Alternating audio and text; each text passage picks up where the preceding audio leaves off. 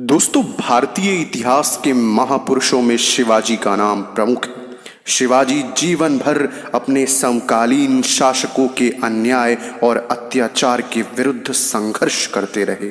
शिवाजी का जन्म अप्रैल सन 1627 ईस्वी को महाराष्ट्र के शिवनेर के किले में हुआ था। इनके पिता का नाम शाहजी और माता का नाम जीजाबाई था। शाहजी पहले अहमदनगर की सेना में सैनिक थे।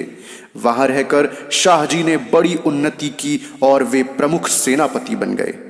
कुछ समय बाद शाहजी ने बीजापुर के सुल्तान के यहाँ नौकरी कर ली। जब शिवाजी लगभग 10 वर्ष के हुए तब उनके पिता शाहजी ने अपना दूसरा विवाह कर लिया। अब शिवाजी अपनी माता के साथ दादाजी कोंडदेव के संरक्षण में पूना में रहने लगे। जीजाबाई धार्मिक प्रवृत्ति की महिला थी।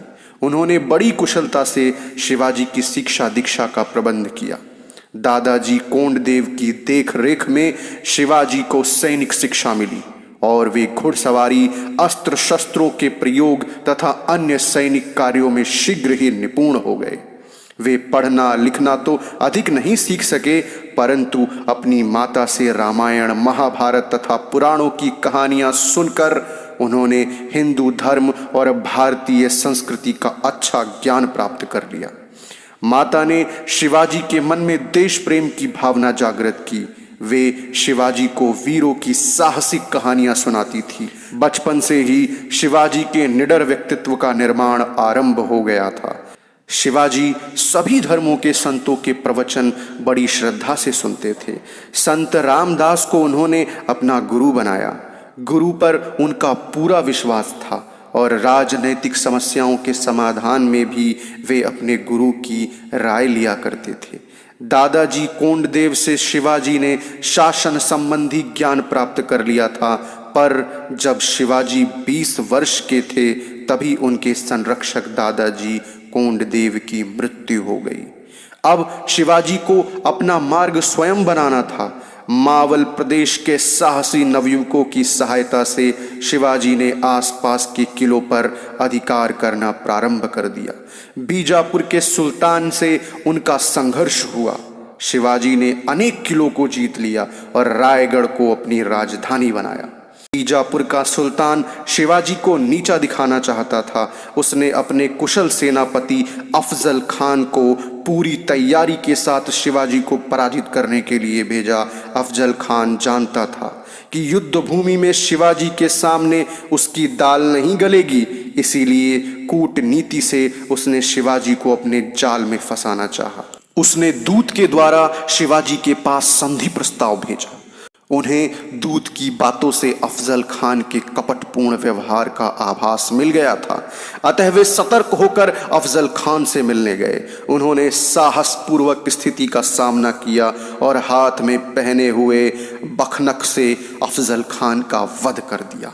शिवाजी की बढ़ती हुई शक्ति से मुगल बादशाह औरंगजेब को चिंता हुई। उसने अपने मामा शाइस्ता खान को दक्षिण का सूबेदार बनाकर भेजा और उससे शिवाजी की बढ़ती हुई शक्ति को नष्ट करने को कहा। शाइस्ता खान पूना के एक महल में ठहरा था। रात के समय शिवाजी ने अपने सैनिकों के साथ शाइस्ता खान पर आक्रमण कर दिया, लेकिन वह अंधेरे में कमरे से भाग निकला। इस पराजय से मुगल साम्राज्य की प्रतिष्ठा को बड़ी क्षति पहुंची। अब शिवाजी का दमन करने के लिए औरंगजेब ने आमेर के राजा जयसिंह को भेजा। जयसिंह नीति कुशल, दूरदर्शी, योग्य और साहसी सेनानायक था। इन दोनों के मध्य 2 महीने तक घमासान युद्ध हुआ। अंत में शिवाजी संधि करने के लिए विवश हो गए और उन्होंने जयसिंह की सभी शर्तों को स्वीकार कर लिया। जब जयसिंह के साथ शिवाजी आगरा पहुंचे तब नगर के बाहर उनका स्वागत नहीं किया गया। मुगल दरबार में भी उनको यथोचित सम्मान नहीं मिला। स्वाभिमानी शिवाजी यह अपमान सहन न कर सके। वे मुगल सम्राट की अवहेलना करके दरबार से चले आए। औरंगजेब ने उनके महल के चारों ओर पहरा बिठाकर उनको कैद कर लिया। वह शिवाजी का वध करने की योजना बना रहा था। इसी समय शिवाजी ने बीमार हो जाने की घोषणा कर दी। वे ब्राह्मणों और साधु संतों को मिठाइयों की टोकरियां भिजवाने लगे। बहंगी में रखी एक और टोकरी में स्वयं बैठकर वे आगरा नगर से बाहर निकल गए और कुछ समय बाद अपनी राजधानी रायगढ़ पहुंच गए। शिवाजी के भाग निकलने का औरंगजेब को जीवन भर पछतावा रहा। शिवाजी को अपनी सैन्य शक्ति का पुनः गठन करने के लिए समय की आवश्यकता थी, अतः उन्होंने मुगलों से संधि करने में हित समझा। दक्षिण के सूबेदार राजा जयसिंह की मृत्यु हो चुकी थी और उनके स्थान पर शाहजादा मुअज्जम दक्षिण का सूबेदार था। उसकी सिफारिश पर औरंगजेब ने संधि स्वीकार कर ली और शिवाजी की राजा की उपाधि को भी मान्यता दी। अब शिवाजी अपने राज्य की शासन व्यवस्था को सुदृढ़ करने में लग गए। शिवाजी बहुत प्रतिभावान और सजग राजनीतिज्ञ थे। उन्हें अपने सैनिकों की क्षमता और देश की भौगोलिक स्थिति का पूर्ण ज्ञान था। इसीलिए उन्होंने दुर्गों के निर्माण और छापामार युद्ध में मुगल सेनाओं की सहायता करके उनको अपना भी मित्र बना लिया। उनकी यह नीति उनके युग के लिए नई नीति थी। यद्यपि उनका जीवन एक तूफानी दौर के बीच से गुजर रहा था, पर वे अपने राज्य की शासन व्यवस्था के लिए समय निकाल लेते थे। शिवाजी की ओर से औरंगजेब का मन साफ नहीं था, इसीलिए संधि के 2 वर्ष बाद ही फिर संघर्ष आरंभ हो गया। शिवाजी ने अपने वे सब किले फिर जीत लिए जिनको जयसिंह ने उनसे छीन लिया था। उनकी सेना फिर मुगल राज्य में छापा मारने लगी। उन्होंने कोड़ाना के किले पर आक्रमण करके अधिकार प्राप्त कर लिया और उसका नाम सिंहगढ़ रख दिया। अनेक अन्य किलों पर अधिकार कर लेने के बाद शिवाजी ने सूरत पर छापा मारा और बहुत सी संपत्ति प्राप्त की। इस प्रकार प्राप्त संपत्ति का कुछ भाग तो वे उदारता से अपने सैनिकों में बांट देते थे और शेष सेना के संगठन तथा प्रजा के हित में खर्च किया करते थे। शिवाजी परिस्थिति को देखकर अपनी रणनीति बनाते थे, इसीलिए उनकी विजय होती थी। अब शिवाजी महाराष्ट्र के विस्तृत क्षेत्र के स्वतंत्र शासक बन गए और सन 1674 में बड़ी धूमधाम से उनका राज्य अभिषेक हुआ। उसी समय उन्होंने छत्रपति की पदवी धारण की। इस अवसर पर उन्होंने बड़ी उदारता से दीन दुखियों को दान दिया। राज्याभिषेक के बाद भी शिवाजी ने अपना विजय अभियान जारी रखा। बीजापुर और कर्नाटक पर आक्रमण करके समुद्र तट के सारे प्रदेशों को अपने अधिकार में कर लिया। शिवाजी ने ही सबसे पहले सुव्यवस्थित ढंग से नौसेना का संगठन किया। शिवाजी महान दूरदर्शी थे। वे यह जानते थे कि भविष्य में देश को नौसेना की भी आवश्यकता होगी।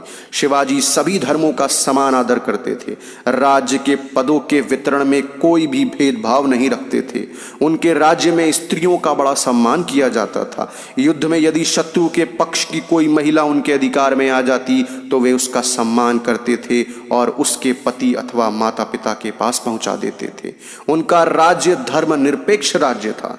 उनके राज्य में हर एक व्यक्ति को धार्मिक स्वतंत्रता थी।